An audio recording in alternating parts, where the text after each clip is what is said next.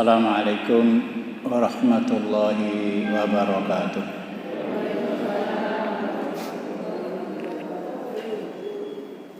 Bapak Ibu sekalian, monggo kita langsung memasuki materi kajian kita,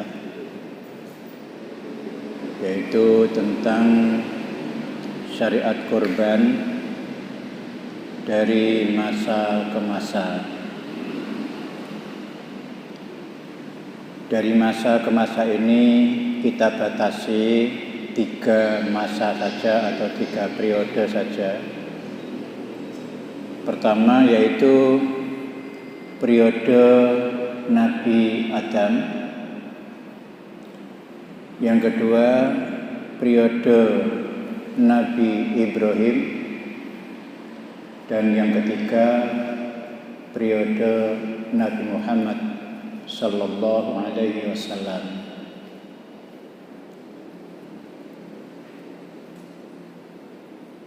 Walaupun titik beratnya kita bicara tentang syariat kurban, namun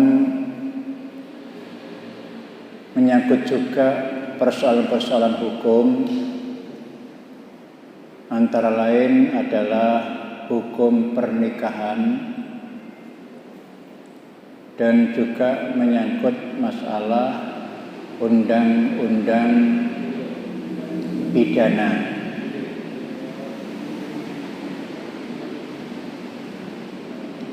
Maka oleh karena itu kaitan yang sangat luas ini mari kita perhatikan benar-benar supaya kita tidak gagal paham.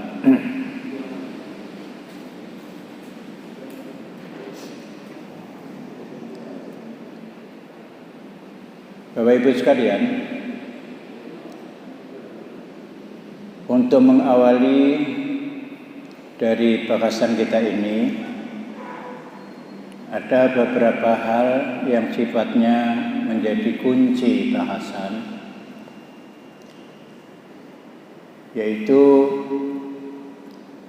terutama pada periode pertama, yaitu periode Nabi Adam. Karena syariat kurban ini ditetapkan oleh Allah, di mana asal usulnya atau sebab musababnya adalah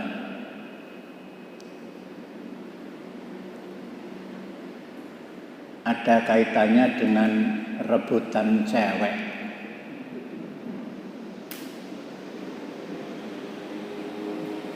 Jadi cewek itu menjadi bahan rebutan.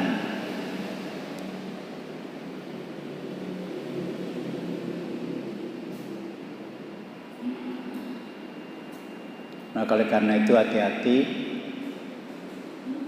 karena cewek itu bukan benda mati, tapi makhluk hidup yang diberi akal, diberi pikiran, diberi perasaan, diberi nafsu, dan seterusnya. Jadi jangan mau dijadikan sebagai benda mati yang hanya bisa dipakai, hanya bisa dijadikan sebagai bahan rebutan. Ini side effect-nya ya, tapi bukan berarti hanya itu, tidak. Tapi ada kaitannya seperti itu. Baiklah Bapak Ibu sekalian, untuk pertama mari kita buka informasi dari Allah Subhanahu wa taala yang termaktub di dalam surat Al-Maidah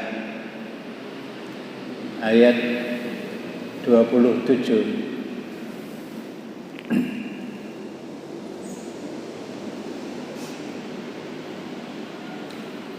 Di mana Allah berfirman, A'udzu billahi minasy syaithanir rajim. واتل عليهم نبأ ابني آدم بالحق إذ قربا قربانا فتقبل من أحدهما ولم يتقبل من الآخر قال لأقتلنك قال إنما يتقبل الله من المتقين. Monggo.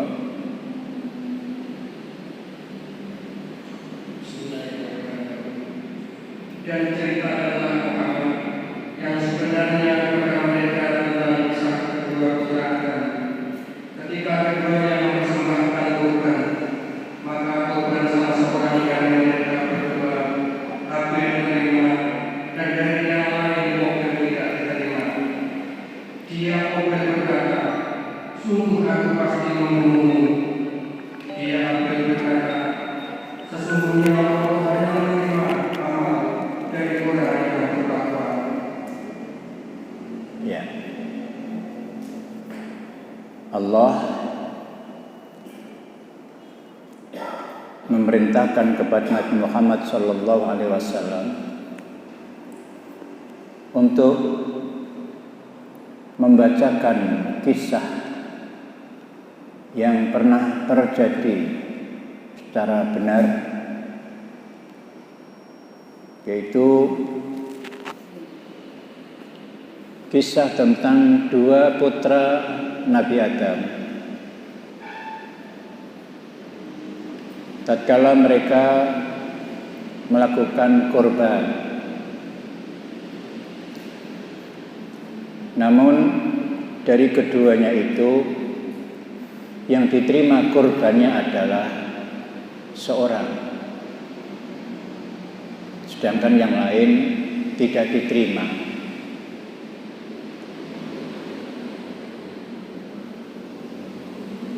Dari pihak anak yang tidak diterima kurbannya itu sudah barang tentu menaruh dendam, menaruh iri, dengki, hasud, dan sebagainya.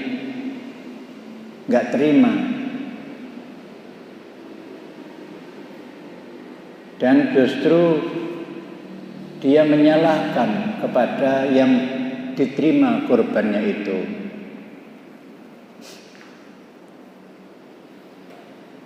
Sehingga dia merasa bahwa gara-gara kamu, gara-gara kurban kamu itu, maka kurbanku tidak diterima oleh Allah. Saudara-saudara, model orang seperti ini yaitu modelnya orang yang tidak mau introspeksi.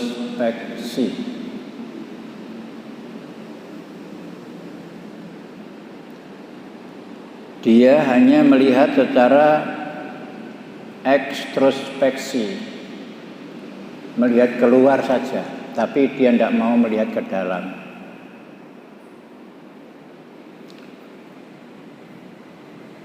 Padahal yang ada di dalam itu tidak dilihat siapa-siapa kecuali dirinya sendiri. Sehingga orang yang hanya melihat dirinya sendiri itu akan timbul yang namanya sifat takabur. Karena dia merasa lebih baik dari orang lain. Saudara-saudara, begitu pula kedua putranya Nabi Adam, yaitu Qabil dan Habil.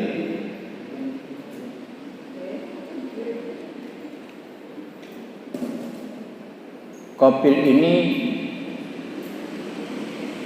mempunyai latar belakang ahli pertanian. Jadi latar belakangnya itu sebagai pengelola pertanian. Jadi hasil pertaniannya sangat bagus sekali. Itu si Qabil. Sedangkan si Habil itu ahli peternakan.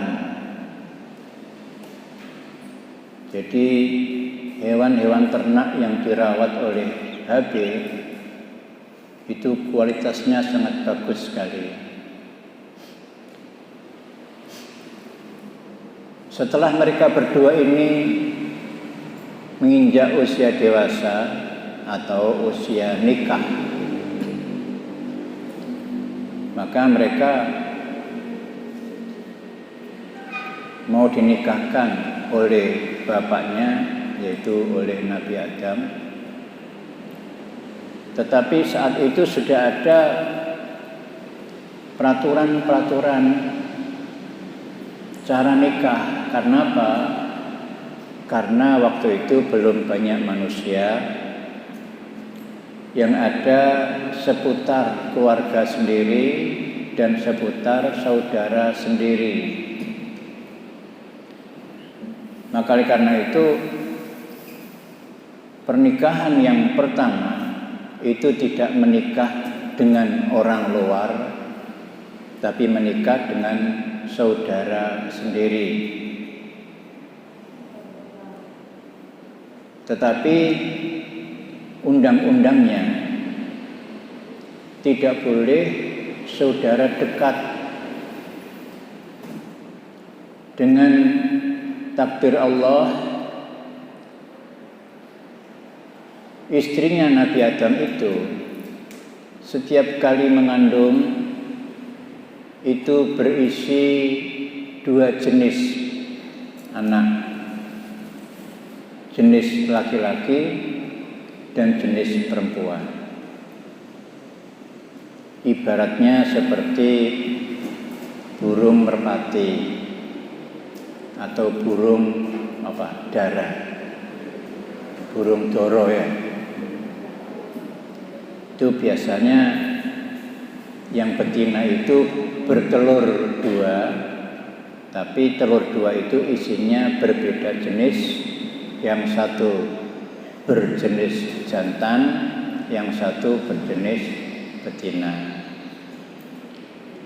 Apabila 2 telur itu menetas, maka setelah menginjak usia dewasa, maka mereka pun akan kawin dengan saudaranya sendiri. Nah, pada zaman Nabi Adam, karena belum ada siapa-siapa, masih ada seputar saudara-saudara, dan kebetulan istrinya Nabi Adam itu setiap kali mengandung itu berisi kembar. Jadi setiap kembar ada jenis laki-laki dan ada jenis perempuan. Nah, peraturan pertama kali, walaupun belum ada orang lain, hanya seputar saudara kandung, tapi ada peraturan ditetapkan boleh kawin dengan saudara kandung, tetapi yang bukan sekembaran. Jadi kalau mau nikah dengan cara silang, seperti contohnya Qabil dan Habil. Qabil itu punya saudara kembar yang disebut dengan Iklimah.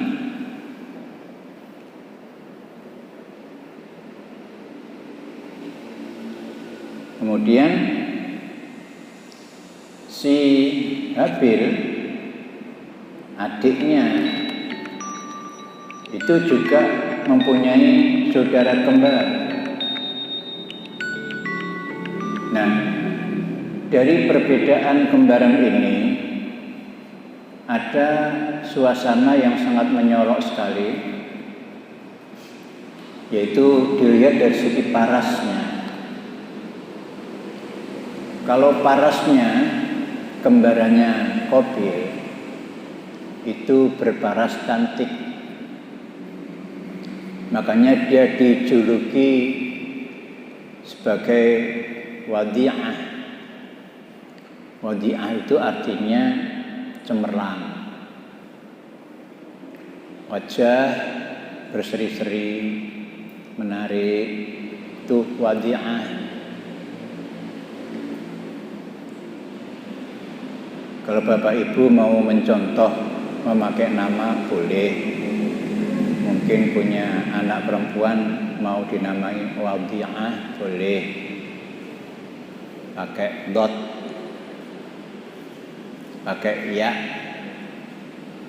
pakai ain, pakai ta marbutoh, Wadi'ah.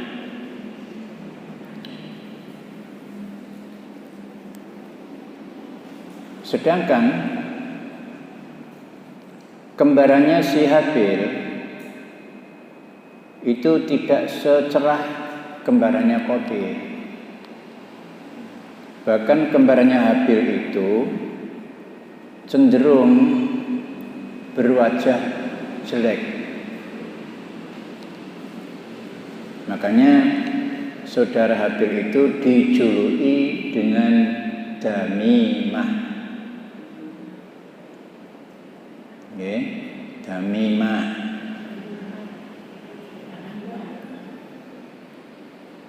Kalau mau pakai namanya untuk nama cucu boleh Damimah.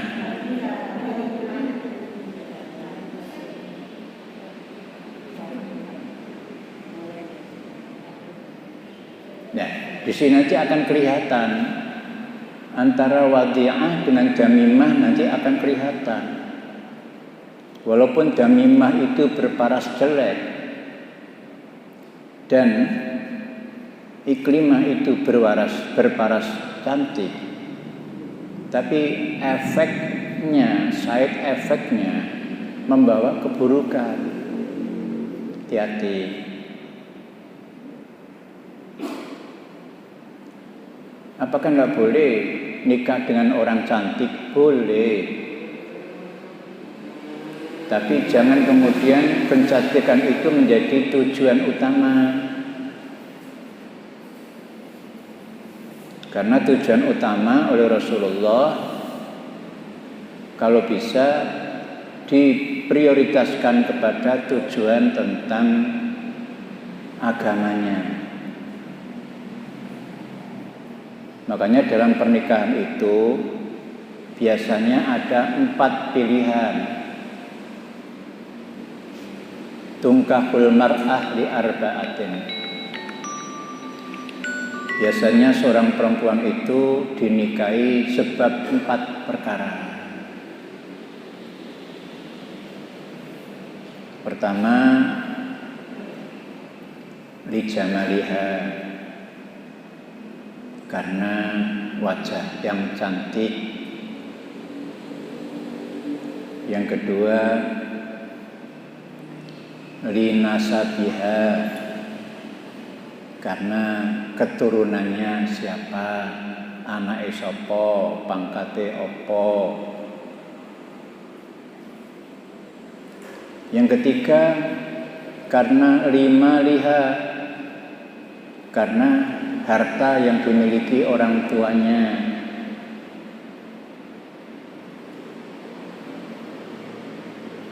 Dan yang keempat, lidiniha, karena agamanya.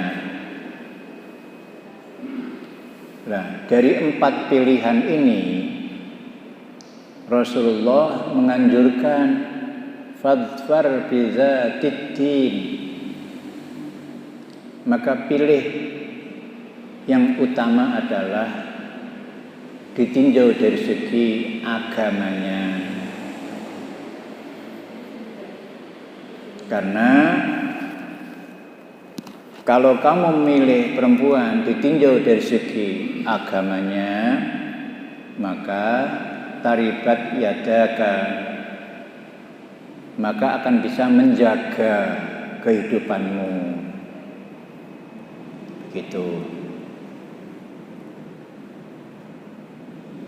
Ini supaya kita berusaha sebaik mungkin, tapi tidak dilarang kalau mau menikahi seorang perempuan yang cantik. Dan juga tidak tercela kalau seseorang mau menikahi perempuan yang kurang cantik. Karena ada kalanya orang itu memilih tergantung dari bagaimana cara dan sudut pandang pilihannya. Ada kalanya kalau orang perempuan itu dipandang sebagai barang mati, maka dia pasti memilih yang cantik-cantik karena elok dipandang, sedap di mata, begitu, dan membanggakan dia. Sedangkan kalau istrinya itu jelek, dia merasa malu, bahkan mengenalkan pada temannya saja kadang-kadang tidak mau. Ini ya, oke. Jadi itu sejarah tentang bagaimana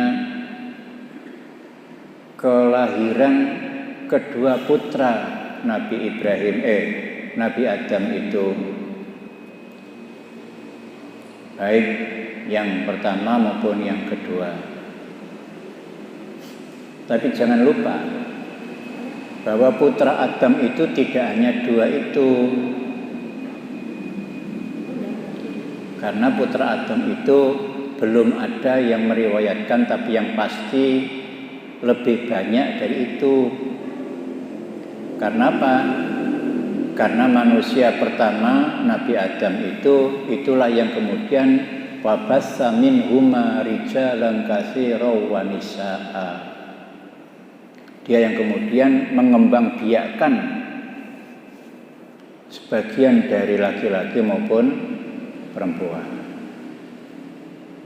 Tetapi yang ada riwayatnya yang perlu diambil pelajaran, dua putra ini yaitu Qabil dan Habil.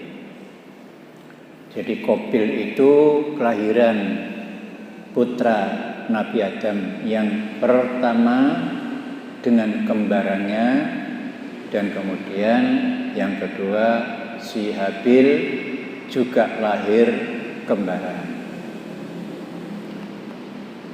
Nah, kemudian Bapak Ibu sekalian,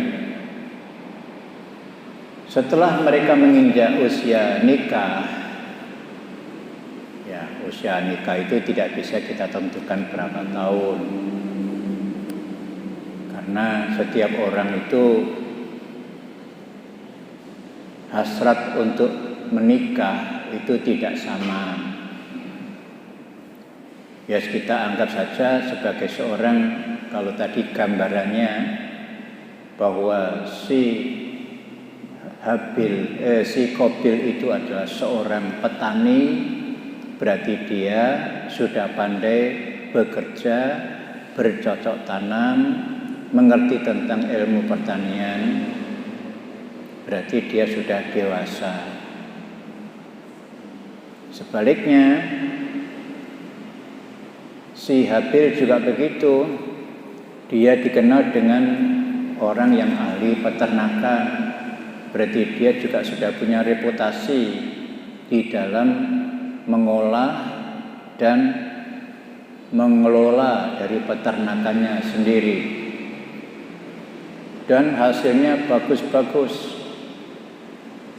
Ternak yang dirawat oleh si Habil itu menghasilkan ternak yang berkualitas tinggi. Oke. Kemudian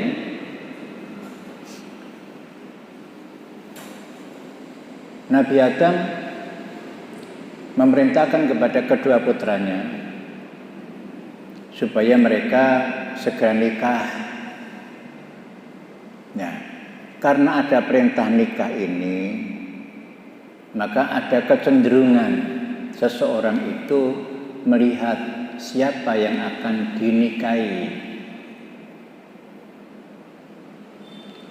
Kalau Nabi Adam sudah punya aturan syariat dari Allah bahwa waktu itu nikah karena belum ada siapa-siapa, masih dalam keadaan darurat istilahnya. Makanya diterangkan wa kana min khabarihima fi ma dzukirahu ghairi wahidin minas salaf wal khalaf anna Allah ta'ala syara'a li Adam alaihi salam ayyuzawwija banatahu min banihi li daruratil hal.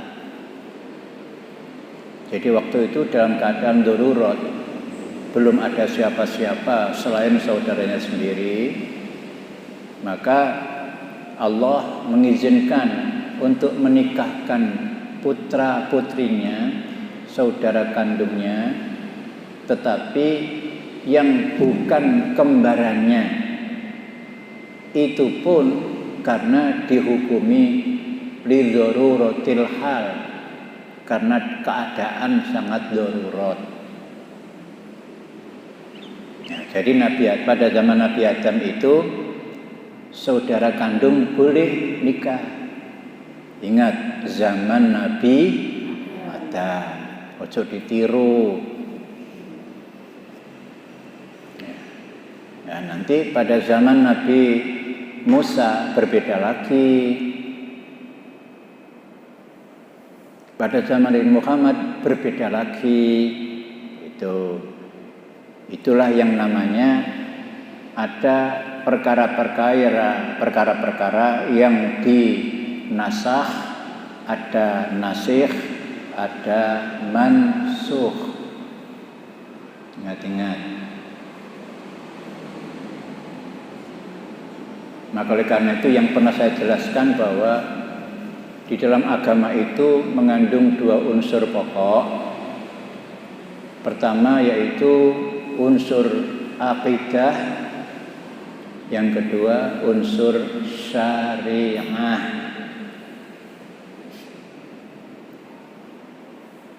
Persoalan akidah itu tidak ada perubahan sedikit pun, mulai awal sampai akhir, mulai zaman di mana manusia diberi petunjuk tuntunan Allah tentang akidah, itu tidak pernah berubah. Akidahnya apa? Yaitu akidah tauhid. Jadi agama dari Allah sejak diturunkannya sampai akhir zaman itu akidahnya tidak pernah berubah dari akidah tauhid. Nah, sedangkan berhubungan dengan masalah syariah, nah syariah itu artinya pelaksanaan, pengeterapannya, termasuk masalah sholat, masalah nikah, masalah zakat, wudhu, dan sebagainya. Itu namanya tentang syariah, tentang pengeterapan agama itu. Nah, pengeterapan agama atau syariat agama itu mengalami perubahan-perubahan. Makanya pada waktu sebelum Ramadan kita pernah membahas ada salat itu puasa itu dari masa ke masa. Masih ingat kan? Jadi puasa itu tidak sama, pelaksanaannya tidak sama. Puasanya pada zaman Nabi Adam bagaimana, puasanya pada zaman Nabi Nuh bagaimana, puasanya pada zaman Nabi Ibrahim bagaimana, puasanya pada zaman Nabi Isa bagaimana, zaman Nabi Daud bagaimana, zaman Nabi Muhammad bagaimana, begitu. Ada perubahan-perubahan dari segi aplikasinya, pengeterapannya, ya. Tapi tauhidnya tidak pernah berubah. Maka oleh karena itu pertahankan tauhid. Karena bisa saja orang menjalankan seperti seolah-olah syariat Islam, tetapi tauhidnya, akidahnya bukan akidah tauhid, bahkan mungkin akidahnya berupa akidah syirik. Makanya ada orang itu yang puasa ngebleng,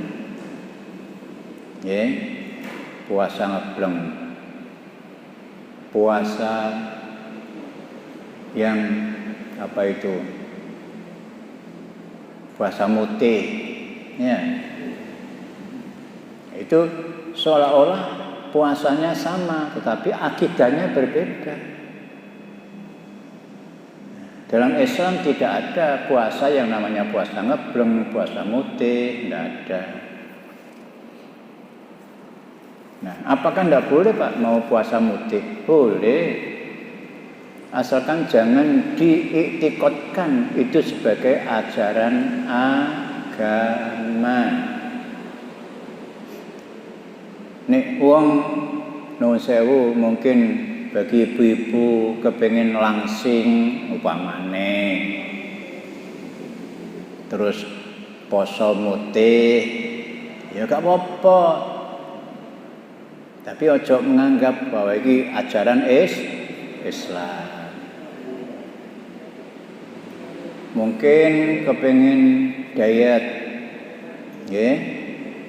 mengurangi berat badan, mungkin boleh, tapi jangan mengatakan bahwa puasanya ini merupakan ajaran agama Islam.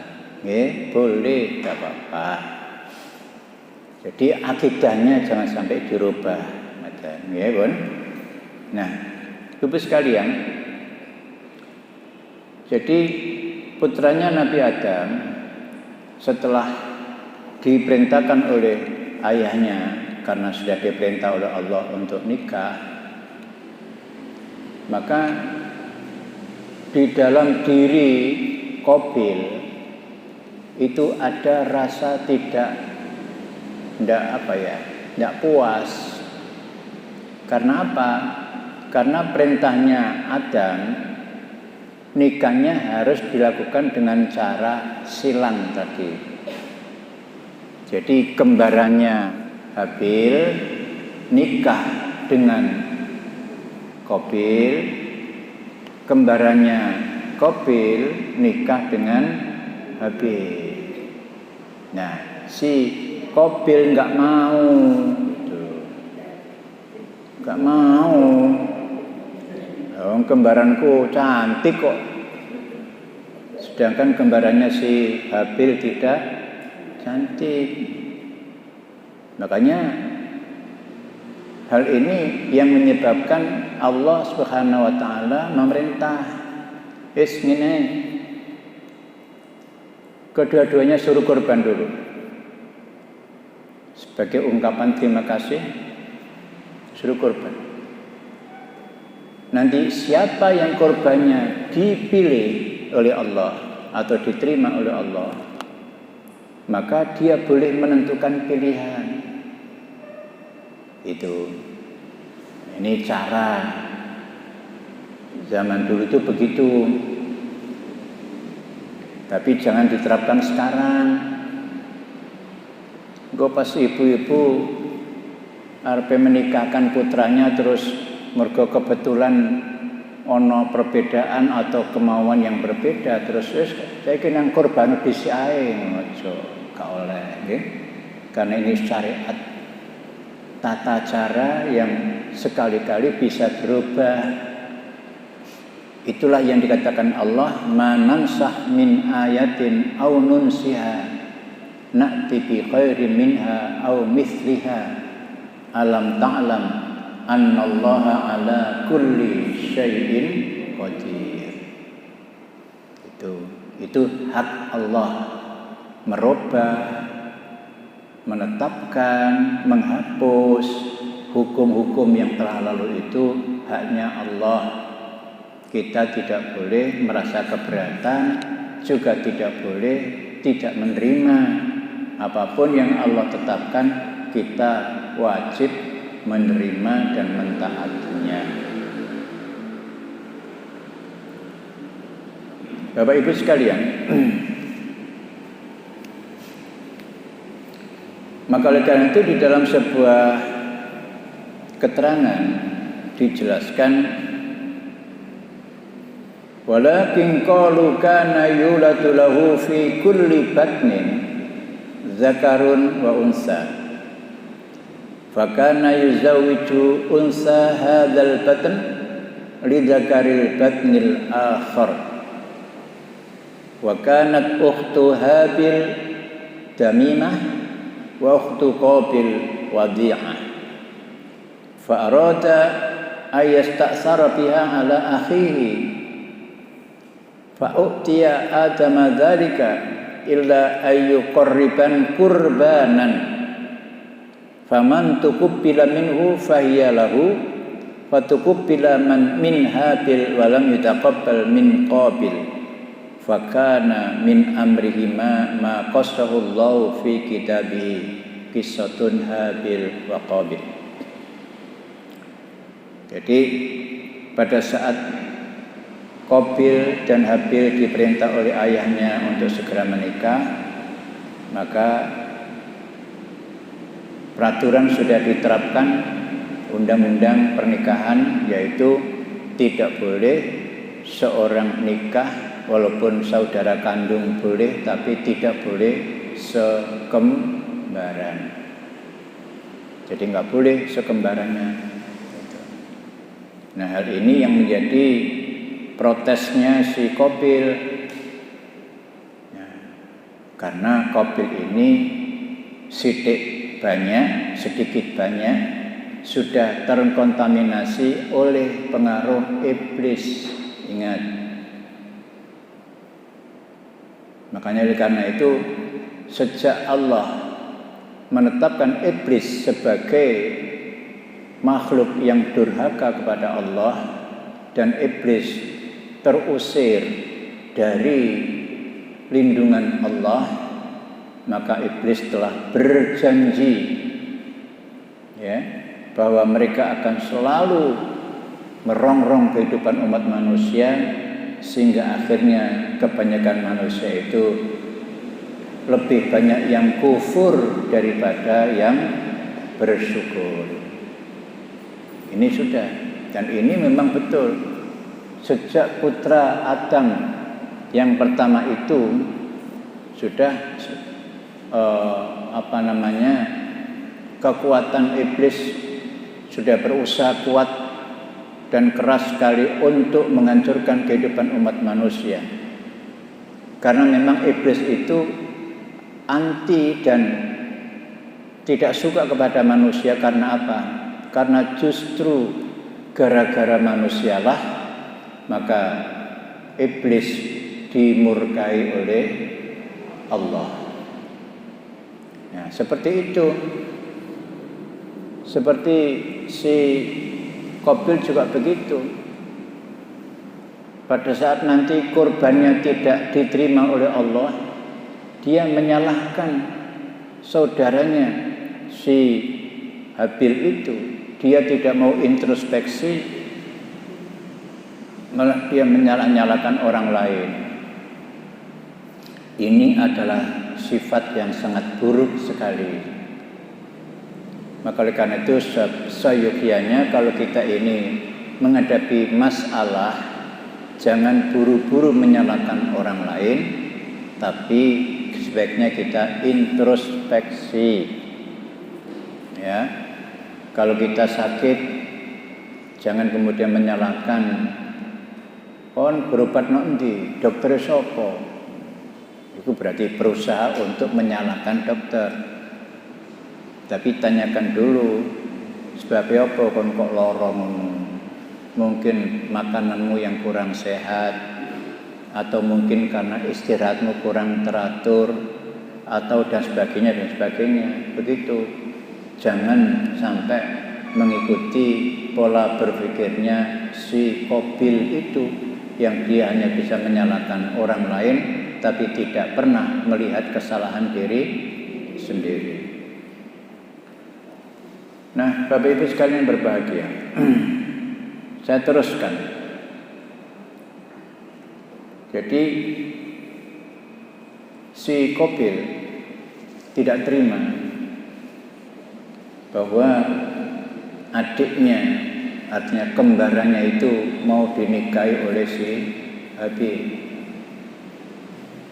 dan itu sudah menguasai dirinya.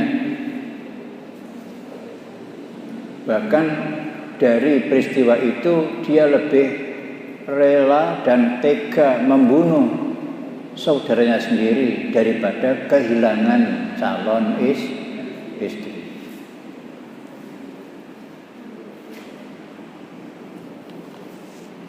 Peristiwa semacam ini zaman sekarang masih ada enggak, Bu? Ada enggak? Gara-gara rebutan pacar. Ada ya? Itu penyanyi turunannya iblis gitu. Jadi turunan iblis ku yang ngono. Ya, walaupun manusia ini bukan iblis, tapi sifat-sifat iblis sudah merasuki jiwanya, akhirnya dia berpenampilan, sikap dan perilakunya seperti apa? Iblis. Okay. Nah, kemudian si Qabil mempertahankan, saya tidak mau kalau kembaranku dinikahi oleh si Habil. Kembaranku ya harus nikah dengan aku. Nah, berarti ini sudah kelihatan bahwa si Qabil itu tidak mentaati peraturan Allah. Dia itu durhaka kepada Allah. Fa fasaqa an amri rabbih. Jadi Qabil ini mengikuti jejak iblis, yang mana iblis itu adalah fa fasaqa an amri rabbih. Iblis itu durhaka kepada perintah Allah.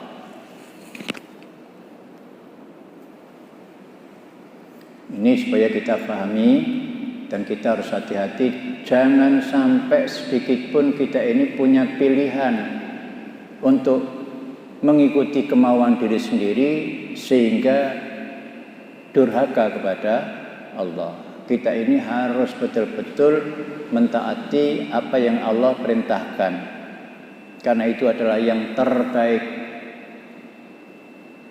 Jangan hanya gara-gara wajah, jangan hanya gara-gara gengsi, tapi kemudian kita telah menjual kehormatan diri kita di hadapan Allah Subhanahu wa ta'ala.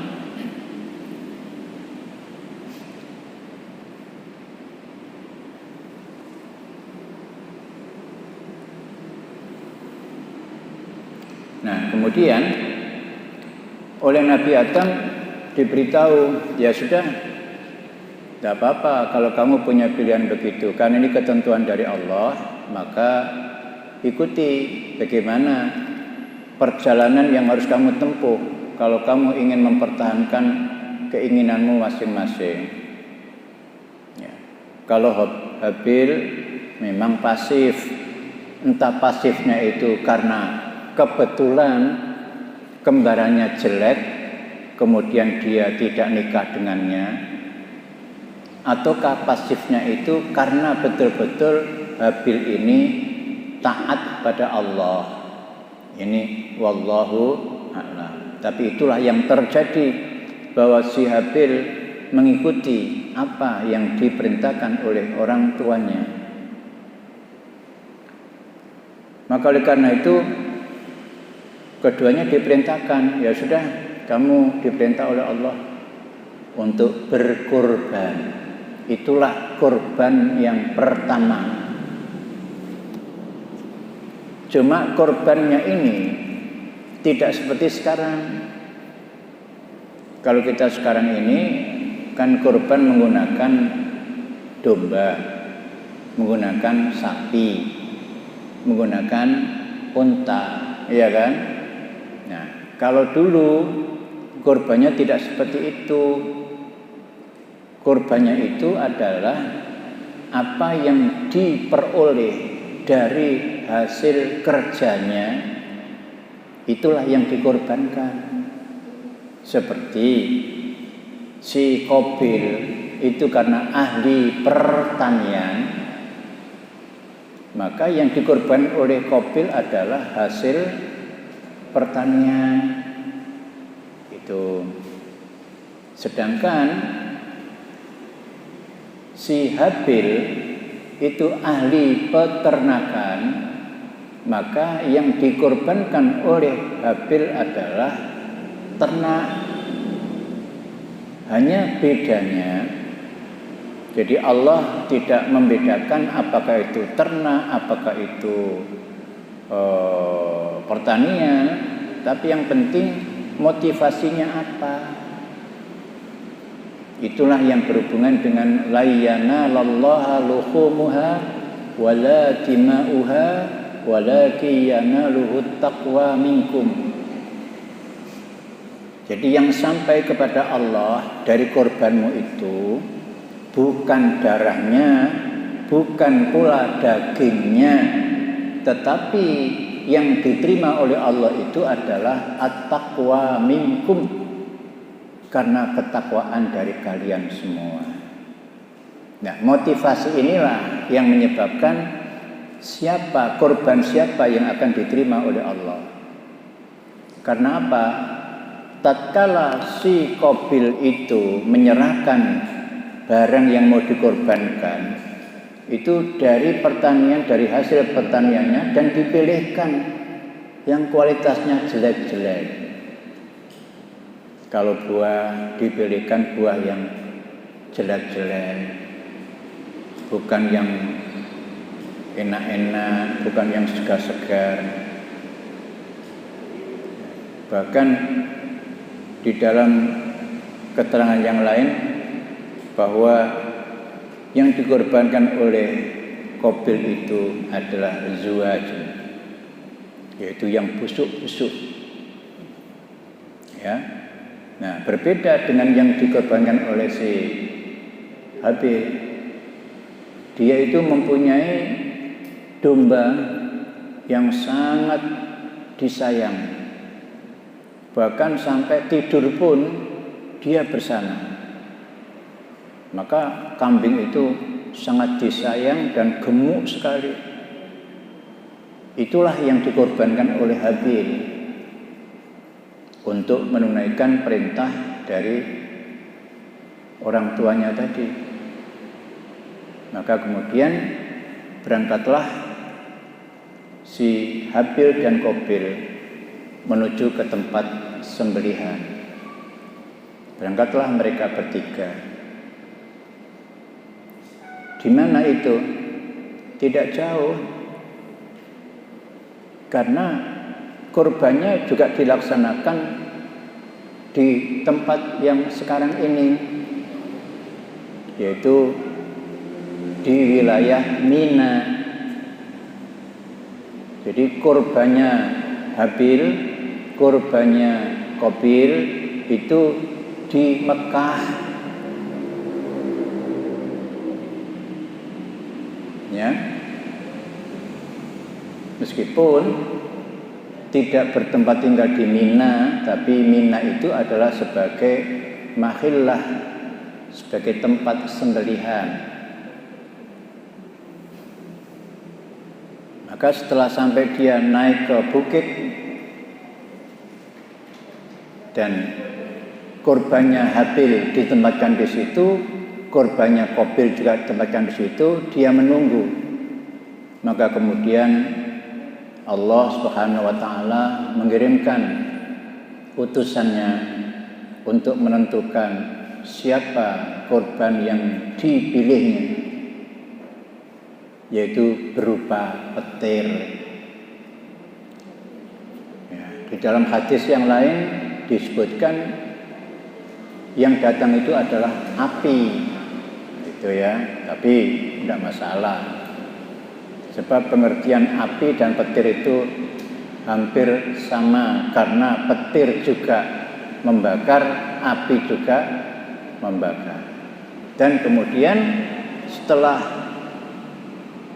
petir itu sampai datang ke apa yang dikorbankan oleh mereka itu, maka dombanya si Qabil itulah yang tersambar dan kemudian ditarik ke langit. Itulah makanya Allah bilang fatukubbila min ahadihima wa lam yutaqabbal minal akhar. Dari situlah kemudian kemarahan si Qabil ini memuncak. Maka oleh karena itu si Qabil mengancam kepada kakaknya, kepada adiknya. Qala la aqtulannak. Sungguh aku akan membunuh kamu. Karena dia merasa kalah bersaing. Korbannya ditolak, tapi korbannya adiknya diterima. Ini saudara-saudara sekalian, supaya kita mengambil pelajaran dari ibadah kita. Karena mungkin ibadah-ibadah kita pun juga tidak ada beda dengan seperti itu. Kalau kita sudah berniat ibadah kepada Allah, lakukan dengan setulus hati. Ya, jangan hanya karena terpaksa, hanya karena sekedar nuruti perintah. Nah, yang penting aku harus ngelakoni perintah.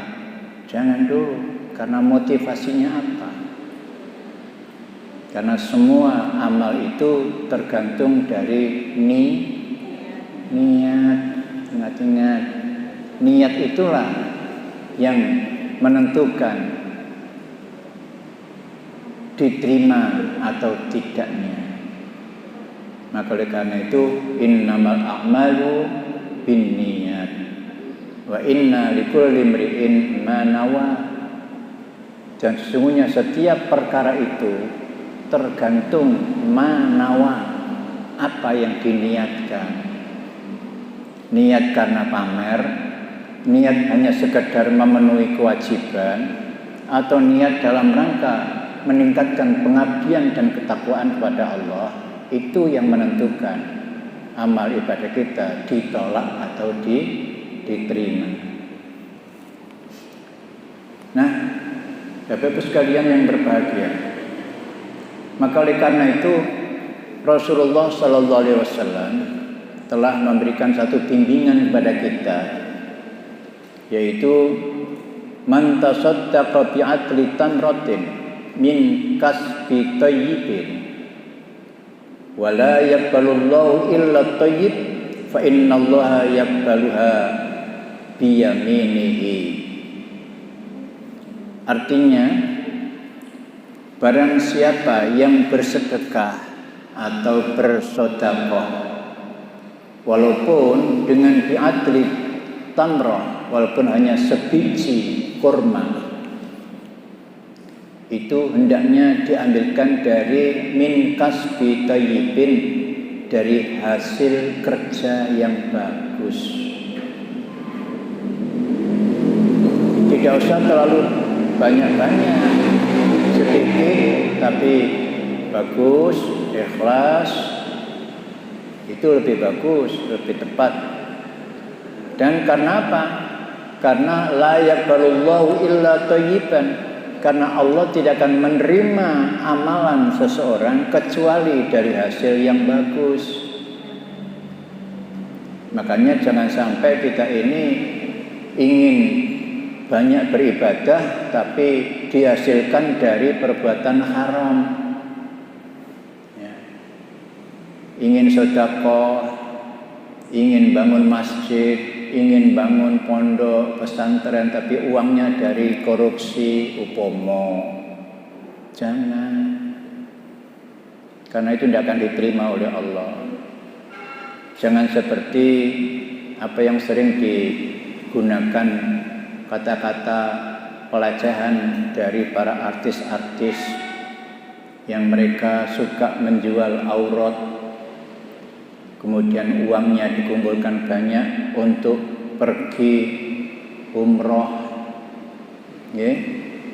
Dia yakin bahwa dengan umrohnya itu dosa-dosanya akan diampuni oleh Allah. Tidak bisa, karena innallaha thayyibun la yaqbalu illa thayyiban. Jadi Allah tidak akan mau menerima amalan sedekah orang kecuali dari hasil yang bagus.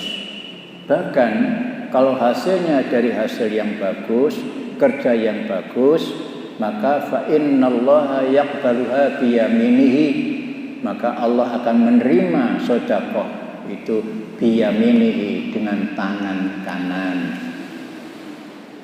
Maksudnya apa? Tangan kanan itu artinya mendapatkan penghargaan dari Allah. Jadi tangan kanan itu menunjukkan sikap yang baik. Makanya Bapak Ibu sekalian, kalau kita menerima pemberian, jangan lupa diterima dengan apa? Tangan kanan.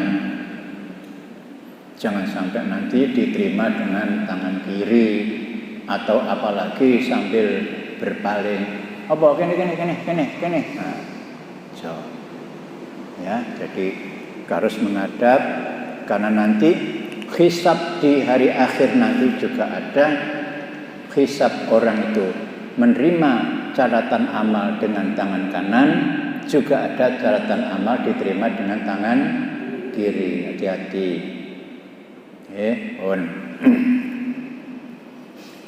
Kemudian Bapak Ibu sekalian, jadi hukum yang perlu kita ketahui pertama kali, bahwa diperintah oleh Allah berkorban itu sejak zaman Nabi Adam. Ingat-ingat, itu perintah berkorban. Demikian pula nomor 2, undang-undang perkawinan yang telah ditetapkan oleh Allah, maka undang-undang yang pertama dalam keadaan undang-undang darurat, maka seorang saudara boleh mengawini saudara kandungnya sendiri, tetapi tidak boleh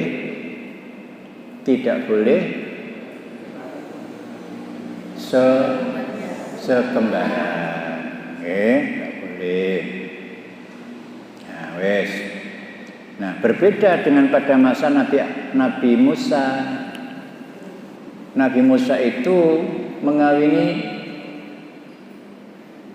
saudara sekandung. Nabi Musa itu mantune sapa?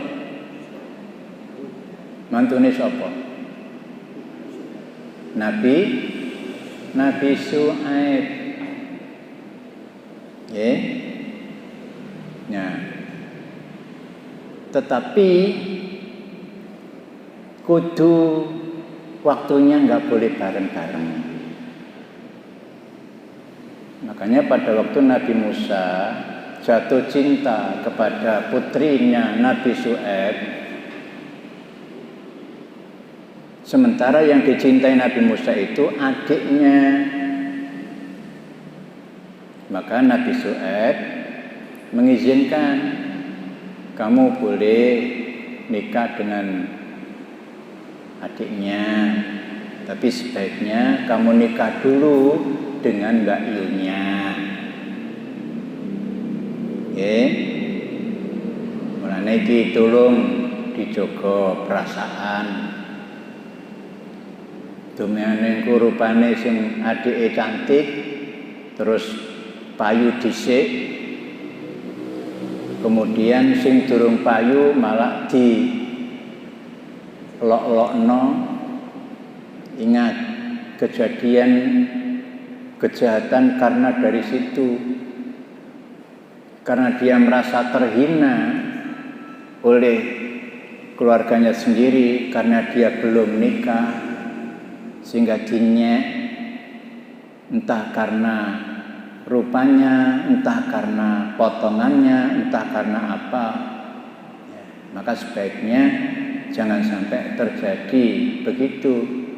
Dan tidak sedikit kasus yang mengenai kehidupan umat manusia, yaitu dengan cara halus, istilahnya ditenun, disantet, macam-macam. Hati-hati, itu iblis yang selalu bergentayangan untuk merusak pikiran-pikiran manusia. Maka oleh karena itu dalam Islam mengajarkan, ya, kalau bisa Mbak Yunya dinikahkan dulu, dicarikan dulu. Kalau sudah ketemu jodohnya dan setelah dinikahkan baru memikirkan adiknya. Ya. Mulakno menjadi adik iku ya kudu ngerti, ojo nemen-nemen etes-etes. Sehingga akhirnya malah kadang-kadang si perjaka yang semula kenalan dengan Mbak Yunya karena adiknya sangat etes, sehingga perhatian si pemuda itu beralih ke adiknya. Hati-hati. Mulane ojo suka ngobrol ambil calonnya Mbak Yu, harus dijaga privasi dirinya. Sebab itu nanti akan menimbulkan kecemburuan. Ya, jangan seperti yang terjadi pada diri Qabil terhadap adiknya si Habil. Nah, kemudian setelah dari peristiwa itu, karena ternyata korbannya Qabil tidak diterima, maka dia hasutnya, dendamnya, marahnya bertumpuk-tumpuk. Maka dia mengatakan la'aqtulannak, maka saya akan membunuh kamu. Dik, wis bojone direbut, korbannya tidak diterima gara-gara kamu. Karena iblisnya membisikkan, kon laopo kok repot-repot, anane korbanmu gak diterima, iku lak mergo adikmu. Anane adikmu, kembaranmu dinikahi ambek adikmu, kan Allah memihak kepada dia. Laopo kok repot-repot, sikat aja. Dengan pikiran itulah yang kemudian yang menghantui pikiran daripada si Qabil, maka akhirnya merencanakan pembunuhan bagi si Qabil, bagi si Habil itu. Ini pembunuhan pertama terjadi pada masa itu.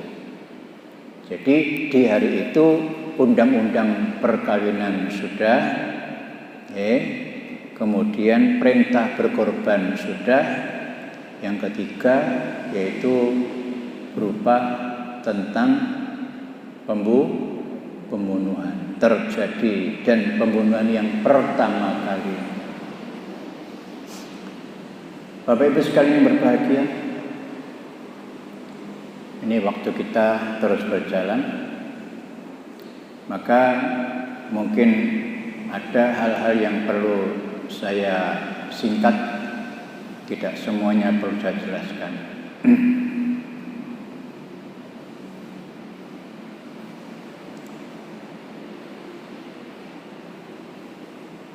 Nah, kemudian ada keterangan bahwa kambing yang diangkat oleh Allah ke langit dan disimpan di sana itu nantinya dan sudah terjadi, yaitu diturunkan kembali. Dan diturunkannya kembali itu adalah sebagai tebusan pada waktu Ismail mau disembelih. Ingat, jadi pada waktu belum Nabi Ismail mau disembelih itu, dan falamma aslama wa tallahu lil jabin fanadainahu ayya Ibrahim qad saddaqta ar-ru'ya inna kadzalika najzil muhsinin. Ini dalam surat Shaf dulu sudah pernah kita pelajari bersama, bahwa domba kurbannya Habil itu diangkat oleh Allah, dan pada saat Nabi Ibrahim mau menyembelih putranya Ismail, sudah siap menyembelih, maka Ibrahim dipanggil oleh Jibril untuk tidak melanjutkan penyembelihan karena sembelihannya diganti dengan seekor domba. Domba itulah dinamakan bizibhin azim, karena memang si Habil sendiri memilihkan domba yang paling bagus, paling besar. Bahkan diriwayatkan dalam hadis itu, Habil menyerahkan dombanya itu sambil menangis, mau dikorbankan itu. Kenapa kok menangis? Apakah dia tidak ikhlas? Bukan, karena sayangnya, karena dia mau berpisah dengan yang dicintainya itu. Karena domba itu selalu bersama dia, bahkan tidur pun kadang-kadang bersama dia, dirawat bagus sekali. Itulah, maka kemudian pada waktu dia menyerahkan untuk korban itu, dia sertai dengan air matanya. Itu menurut riwayat hadis. Maka oleh karena itu ada sebuah keterangan,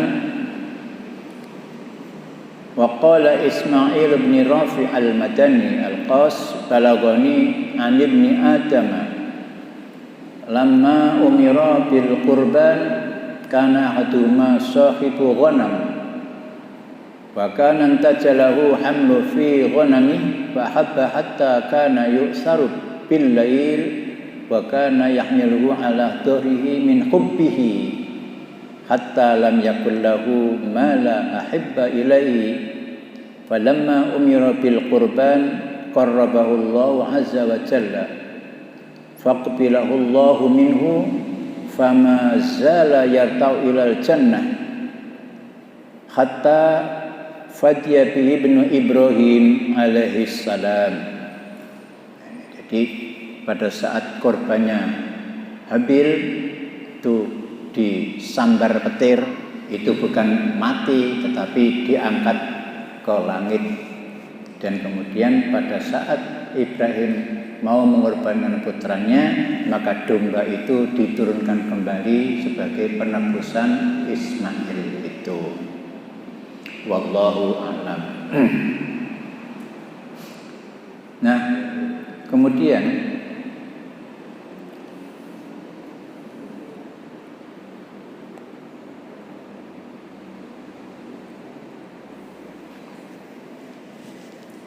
dari penjelasan di atas tadi, maka sesungguhnya sudah dapat kita pahami bahwa bab pertama kita sudah mendapat beberapa hukum. Pertama yaitu mulai disyariatkan kurban, yaitu pada zaman Nabi Adam. Kemudian yang kedua, ada undang-undang perkawinan, bahwa saudara kandung boleh kawin karena darurat, karena belum ada siapa-siapa selain saudaranya sendiri, tetapi sudah ada peraturan tidak boleh menikahi sesama kembaran. Yang ketiga, terjadinya pembunuhan yang pertama kali, yaitu pada masa putranya Nabi Adam, yaitu Qabil dan Habil. Ya. Bapak Ibu sekalian yang berbahagia, saya singkat saja karena memang materinya sangat panjang sekali. Saya khawatir nanti tidak selesai. Nah, sedikit mari kita lihat bagaimana peristiwa pembunuhan, apa motivasinya. Kita lihat dan dibuka di surat Al-Maidah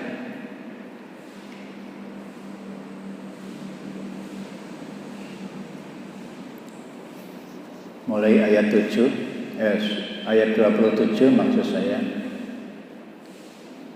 Watlu alaihim naba'a ibnai Adam bil haqqi idh qarraba qurbanan fatuqabbila min ahadihima wa lam yutaqabbal min al-akhar qala la'aqtulannak qala innama yataqabbalu Allahu minal muttaqin. Monggo.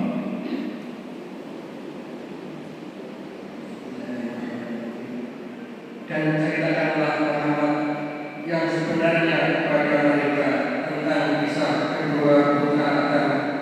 Ketika keduanya mempersembahkan korban, maka korban salah seorang dari mereka berdua Habil diterima, dan dari yang lain Qabil tidak diterima. Dia Qabil berkata, sungguh aku pasti membunuhmu. Dia Habil berkata, sesungguhnya Allah hanya menerima amal dari orang yang bertakwa. Iya. Jadi nafsunya si Qabil sudah menggebu-gebu, tidak bisa tertahan, sehingga adiknya diancam mau dibunuh. Tapi bagaimana sikap adiknya? Padahal menurut riwayat, secara fisik Habil itu badannya lebih besar, lebih kekar daripada Qabil. Tetapi tatkala si Habil diancam mau dibunuh oleh Qabil, bukan berarti dia terus mengandalkan kekuatan fisiknya, tidak. Justru dia mempertimbangkan, dia sebenarnya kasihan kepada kakaknya itu. Kok lemah sekali jiwanya, hanya gara-gara persoalan pilihan saja, kok dia sampai rela untuk membunuh saudara sendiri. Maka oleh karena itu si Habil bertahan, mempertahankan nafsunya jangan sampai meledak. Maka dia menasihati kepada saudaranya, yaitu si Qabil itu. Dia nasihati, la in basatta ilayya yadaka litaqtulani ma ana bibasiti yati ilayk wa ma ana bibasiti yati ilayka liaqtulak inni akhafu Allah rabbal alamin. Monggo. Sungguh jika engkau Qabil menggerakkan tanganmu kepadaku untuk membunuhku, aku tidak akan menggerakkan tanganku kepadamu untuk membunuhmu. Aku tak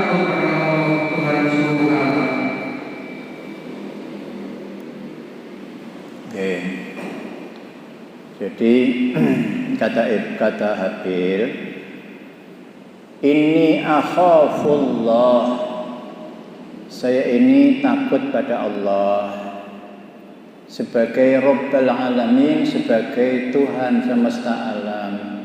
Maka oleh karena itu, ma ana bibasiti yadiya ilaika liaqtulak, saya tidak akan menggerakkan tanganku untuk membunuh dirimu. Aku takut kepada Allah, bukan takut kepadamu. Wong badan saya lebih kuat, badan saya lebih besar. Bukan takut, tapi aku takut kepada Allah. Akibat yang ditimbulkan oleh perbuatan pembunuhan ini akan sangat merugikan diri sendiri. Maka oleh karena itu, la in basatta ilayya yadaka litaqtulani ma ana bibasiti yadiya. Kalau kamu betul-betul ingin membunuhku, maka aku tidak akan melawan, tidak akan melakukan, tidak akan membalas. Nah, hal ini kemudian di dalam perkembangan zaman sekarang ada polemik yang membahas, nah, bagaimana hukumnya orang yang mau dibunuh tanpa pembelaan. Motivasinya berbeda.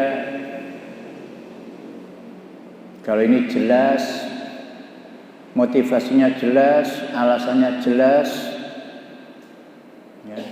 Kalau Habil tidak membalas bukan karena tidak berdaya, tapi karena dia ingin menjaga martabat hatinya sendiri. Karena alangkah rendah dan lemahnya seseorang kalau tidak bisa menahan hawa nafsunya. Begitu. Bahkan kemudian si Habil menasihati lagi di ayat berikutnya, inni uridu an tabu'a bi ismi wa ismika fatakuna min ashabin nar wa dzalika jazaa'udz zalimin. Monggo. Sesungguhnya aku ingin agar engkau kembali membawa dosa. Sesungguhnya aku ingin agar engkau kembali dengan membawa dosa untukku dan dosamu sendiri. Maka engkau akan menjadi penghuni neraka. Dan itulah balasan bagi orang yang zalim. Iya. Jadi Habil mengatakan, ini uridu, saya mengendaki, nek memang kamu betul-betul nekat ingin membunuh diriku dan aku tidak akan membalas kepadamu, itu bukan karena aku takut, tapi karena uridu antabu abi ismi wa ismik, agar kamu nanti kembali kepada Allah dengan memikul dosaku dan dosamu sendiri. Hati-hati, ini juga jangan gampang-gampang. Jadi orang yang membunuh seseorang itu bukan berarti sudah terlepas, bukan berarti selesai dendamnya, bukan. Karena orang yang dibunuh itu juga mengemban tugas, amanat, perintah, larangan dari Allah. Kalau dia dihabisi, maka berarti selesai tugasnya, maka kemudian yang tanggung jawab adalah orang yang membunuhnya.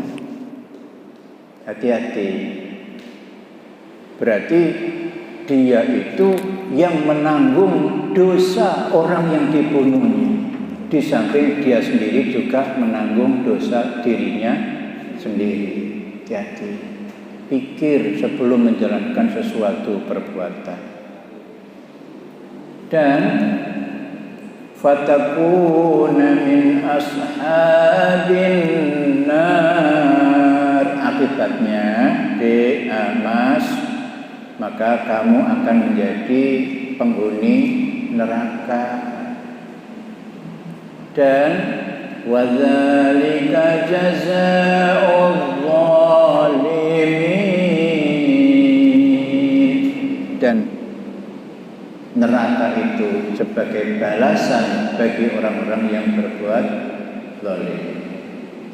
Dengan nasihat begitu halus dan baiknya dari adiknya, bukan diterima dengan senang hati, maka malah kemudian fatawwa'at,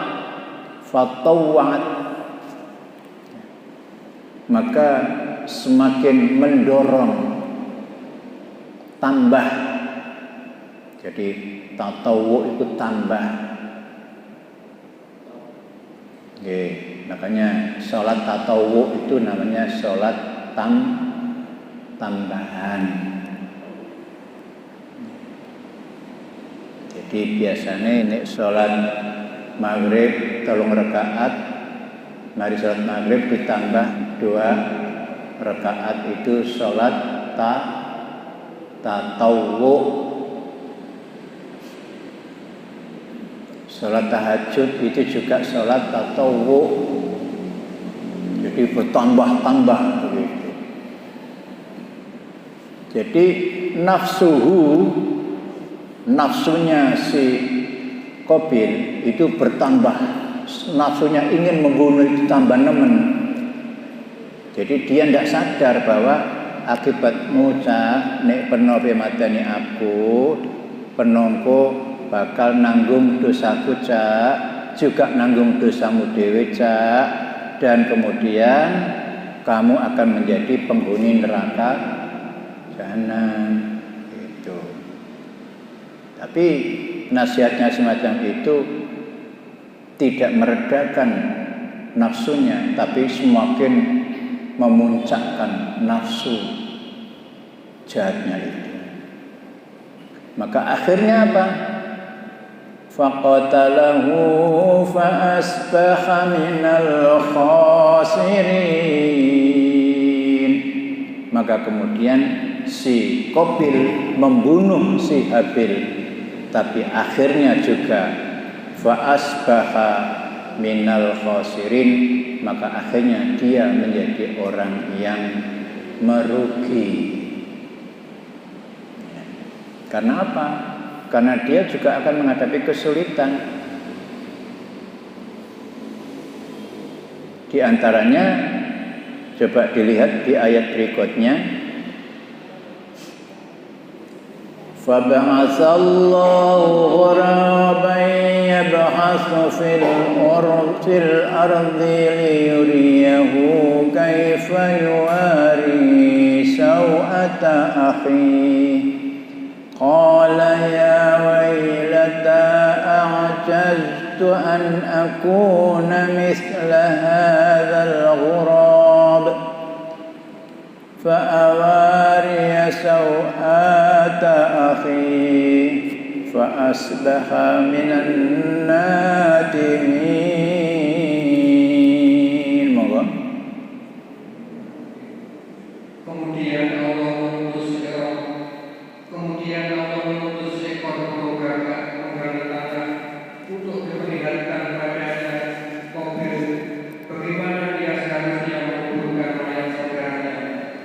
Qabil berkata, "Oh celaka aku, mengapa aku tidak mampu berbuat seperti burung gagak ini, sehingga aku dapat menguburkan mayat saudaraku ini? Maka jadilah dia termasuk orang yang menyesal." Iya.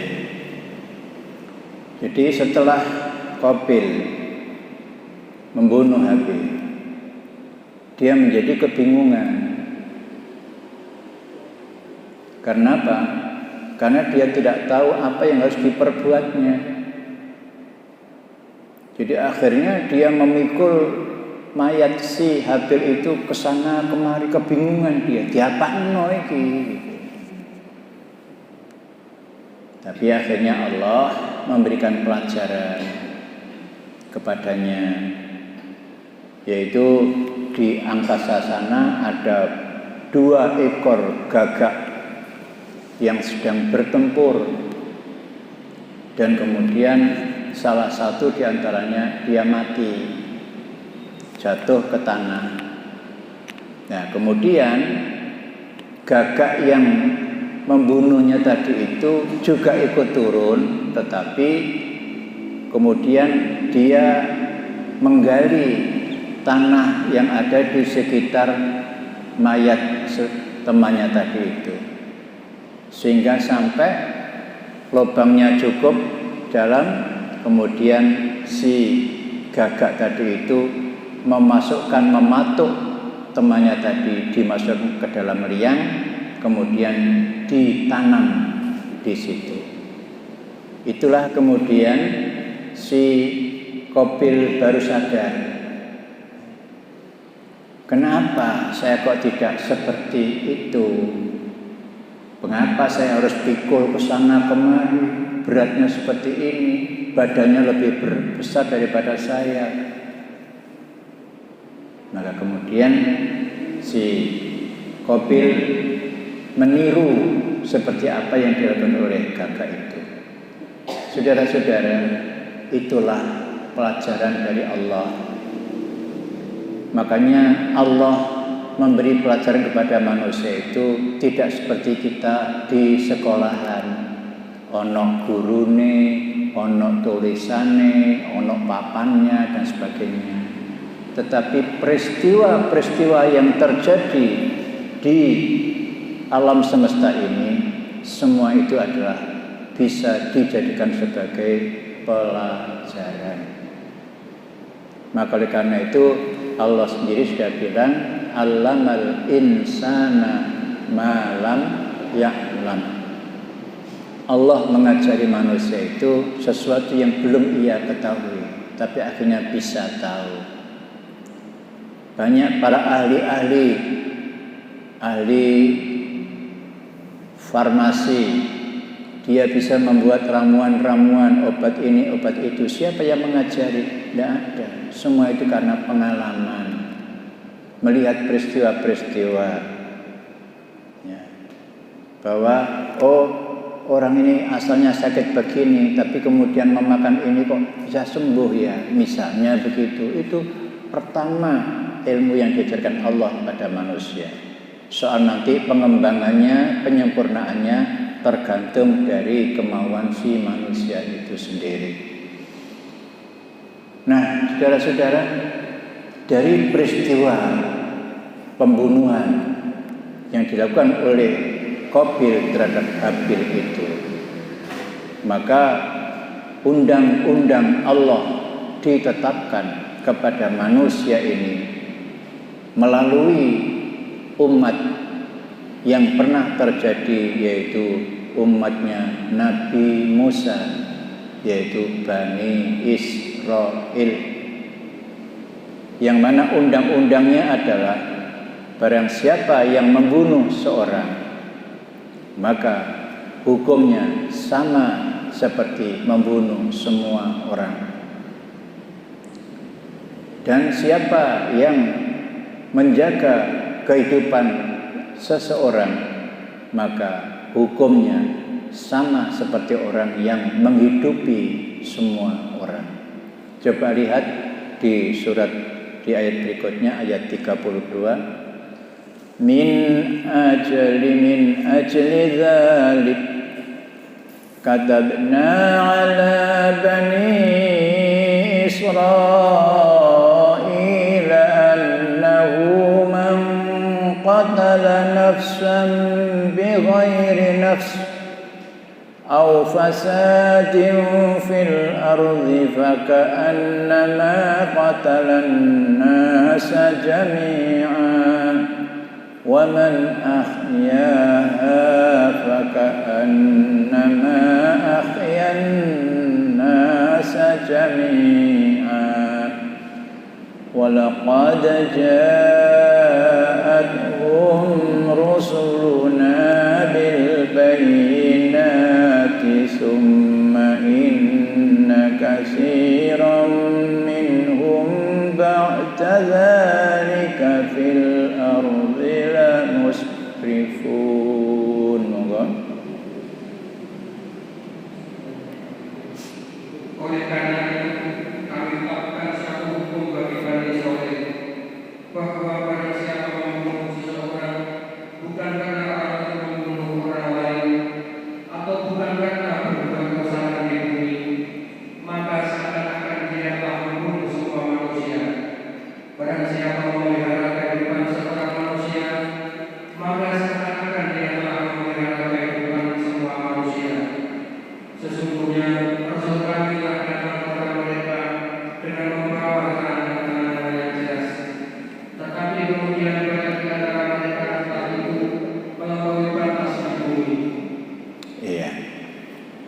Jadi bertitik tolak, berpijak dari peristiwa itu. Ingat, saya ulangi, bertitik tolak atau berpijak dari peristiwa itu, maka Allah menetapkan mulai pada zaman Bani Israel, bukan hanya kepada Bani Israel. Jadi kataba, Allah telah menetapkan ala pada masa Bani Israel bahwa barang siapa man qatala nafsan bi ghairi nafsin, barang siapa yang membunuh orang bukan karena kesalahan membunuh orang.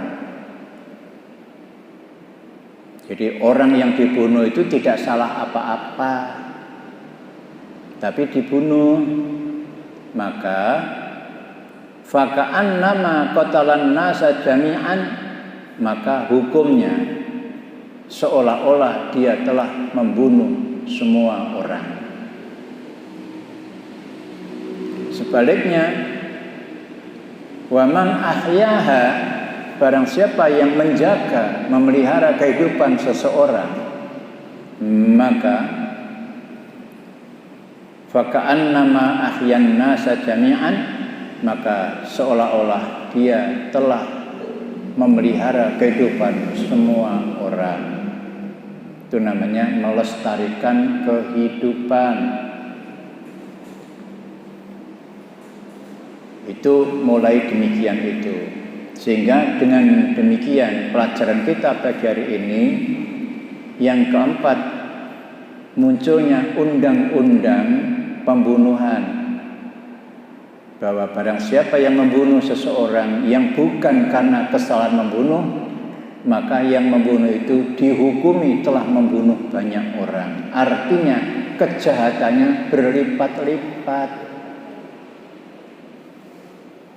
Maka oleh karena itu sebagai undang-undang di dalam keislaman, maka seorang muslim itu haram baginya darahnya, hartanya, kehormatannya haram.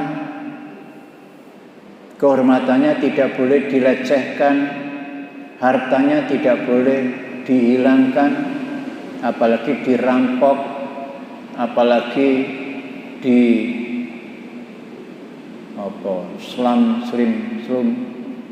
slumun, selamat. Ya, seperti zaman sekarang inilah banyak hartanya orang-orang muslim dirampok. Karena apa? Karena dia mengambil hak orang-orang muslim tanpa minta izin. Itu sama dengan mencuri, sama dengan merampok. Itu ghosab namanya. Apapun alasannya tidak dibenarkan. Ya. Maka oleh karena itu tolong dinasihati kepada saudara-saudara keluarga kita yang mungkin sekarang menjadi petugas, penguasa, pengatur yang memegang amanat umat. Hati-hati, jangan sampai sembarangan menggunakan dana yang bukan miliknya, yang tanpa minta izin kepada yang punya. Hati-hati, besok berat temenan. Ya, pada pelajaran 3 tahun yang lalu sudah pernah saya jelaskan, orang yang telah menggosok walaupun hanya sejengkal tanah, besok di akhirat akan dibebani seberat 7 lapis bumi. Ingat-ingat, itu bukan main-main. Lebih baik kita ini tidak kaya, tidak apa-apa, tapi yang penting Allah sudah mencukupi. Cukup itulah yang bagus, itulah hidup yang qanaah. Nggih. Para jamaah sekalian, Kemudian karena ini tadi bicara masalah kurban dari masa ke masa, tapi masih ada 2 periode lagi, yaitu kurban pada masa periode Nabi Ibrahim dan kurban pada masa periode Nabi Muhammad sallallahu alaihi wasallam. Tapi berhubung waktu terus berkejaran dengan kita, maka untuk sementara 2 periode yang belum saya jelaskan, insya Allah akan kita sambung pada pertemuan yang akan datang. Karena periode yang akan datang, yaitu periode pada zaman Nabi Ibrahim dan zaman Nabi Muhammad, prakteknya sudah kita lakukan walaupun sedikit berbeda, tidak apa-apa.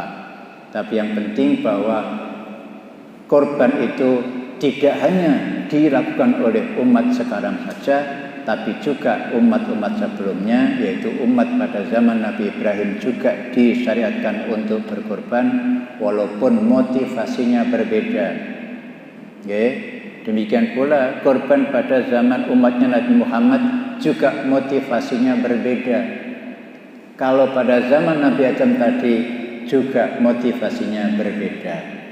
Insya Allah kita sedikit banyak memperoleh tambahan wawasan keislaman agar kita ini jangan merasa dibebani Allah dengan perintah-perintah kurban, karena itu semuanya bukan diperintah tapi untuk kepentingan umat manusia sendiri. Demikian Bapak Ibu sekalian pelajaran kita, dan waktu kita sudah jam 9:15. Nanti supaya tidak terlalu kesiangan. Kira-kira ada yang mau bertanya apa enggak? Oh enggak ada, ya wis. Baiklah, mudah-mudahan bermanfaat bagi kita semua. Begitulah Bapak Ibu sekalian, terima kasih, mohon maaf. Assalamualaikum warahmatullahi wabarakatuh.